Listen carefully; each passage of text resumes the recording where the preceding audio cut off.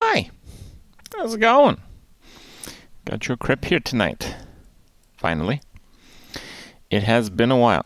I know I told you guys I would be streaming away on the camping trip this week, and then we did that for like 2 hours the whole week. Look, not my fault, alright? Not my fault. We tried Starlink at 4 different locations, and we basically got no signal on all 4 of them, to a point where I think the Starlink that we bought is dead on arrival. And they don't have customer support. You basically send them a message when you have a problem, and they reply with, have you tried these 5 things? That's basically turn it on and off again. If this fixes your problem, tell us that it fixes your problem.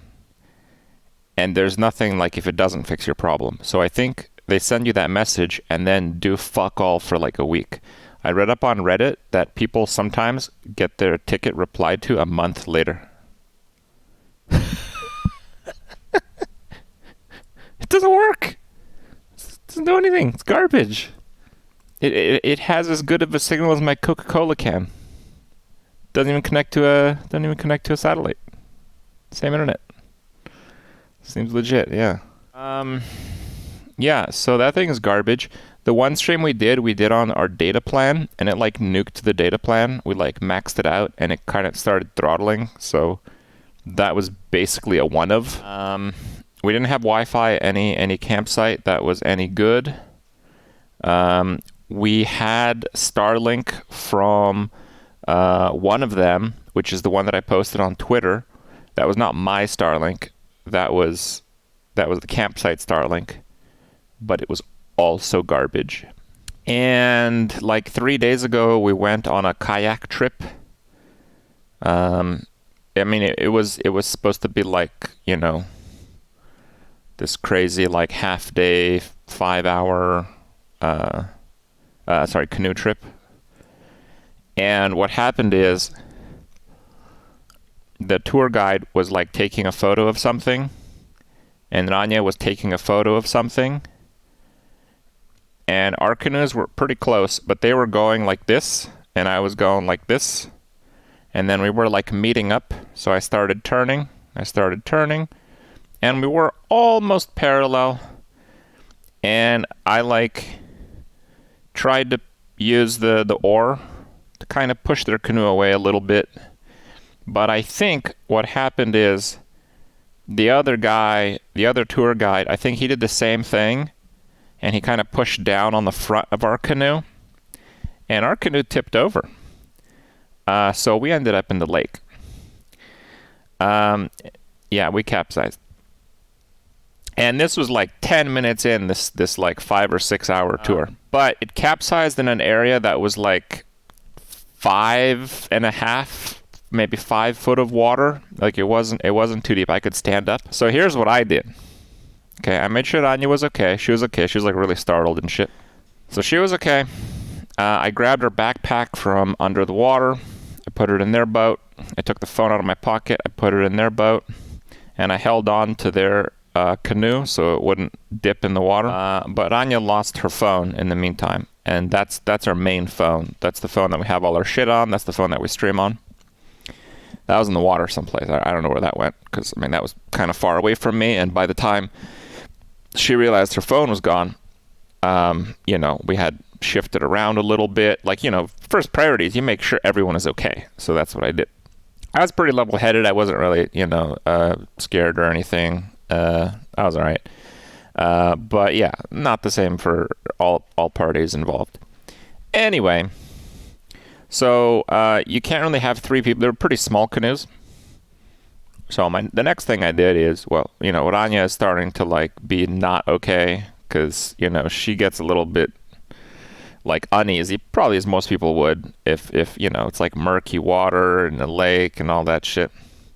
So I try to get the canoe that was in the water that I saved, that was theirs, I try to get that to like work again. And it was pretty hard, but eventually I did it by myself. I lifted the canoe out of the water over my head and planted it back in the lake so it floated. And all parties are pretty impressed about this vegan strength, boys. So Rania got in the canoe, and a little bit of water. No, I don't lift. A little bit of water that was in there, I scooped it out. They're all good. And then the tour guides are really, really nice people, by the way. Really, really cool.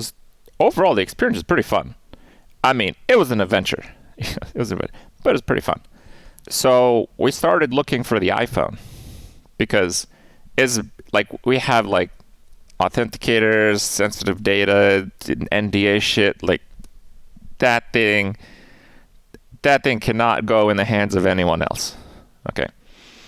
So we spent the next 4 to 5 hours looking for it at the bottom of the lake. Yeah, it's just a real headache. Yeah. Yeah, don't look for it. So one of the tour guides, he jumped in the lake with me to help look for it. And, first of all, we're looking for it. I'm still clothed and shit. And I realized I wasn't doing a very good job at finding it. So I actually took my shoes and my socks off so I could kind of feel around with my bare toes. And yeah, I did that for 5 hours. The guy got his friend to come over to get a magnet on a string. He got a fishing net. The dude fished up fish trying to look for the phone. We found a bunch of clams and shit. I picked up a bunch of clams, sealed clams. He said, there might be a pearl in these even.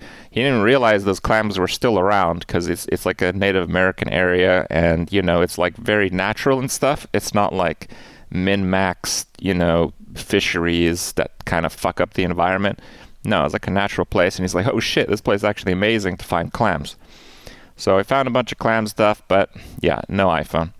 So yeah, Rania had she still has a bunch of bruises. I don't know if you're ever gonna post any of those, but yeah, she bruised up pretty hard for just the fall in the water. I don't. Oh, is to try to get back on the boat? Yeah. Yeah. The hardest thing that I did on that whole adventure was getting back in the boat after I had been in the water fully clothed for 5 hours, because my clothing was fully soaked and I was pretty tired at that point. But yeah, I had to get up on the canoe, so I had to lift myself completely out of the water, basically push all of my body weight and all my soaked clothing and kind of flip into the canoe. That was really hard to do. That took me 2 tries. That was not easy. Yeah, but it also kind of sucked. It's okay now, but I kind of cut up my feet a bunch. There was only one kind of deep cut, but not really that deep. I didn't notice it at the time, but yeah, I guess all the clams and shit I was feeling around for with my feet for 5 hours, they were sharp or something. So don't do that. don't do that, guys. Honestly, we were really effective at screening the area and going through this stuff. I'm kind of surprised we didn't find the phone. I'll be honest with you guys.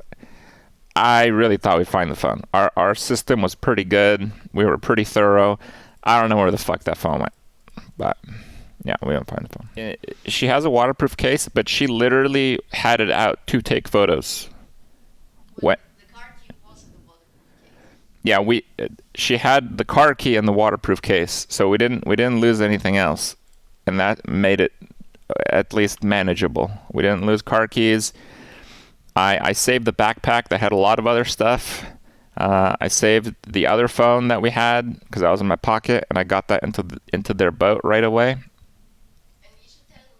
And I saved their fucking canoe. That thing was a goner if I didn't pick it out of the water. What's up? Oh yeah, the phone is now bricked. We bricked it as hard as we could. It's kind of useless to whoever finds it. So it's fine. Yeah, it's bricked. They can't hard reset it. She gets an alert if it goes near whatever. The phone never fell in the water. The tour guide jacked it. Yeah, I don't think so. Yeah. Oh yeah, I'm pretty tan a little bit. It's not too bad. It's all right. What? Oh. Look at that shit. There you go.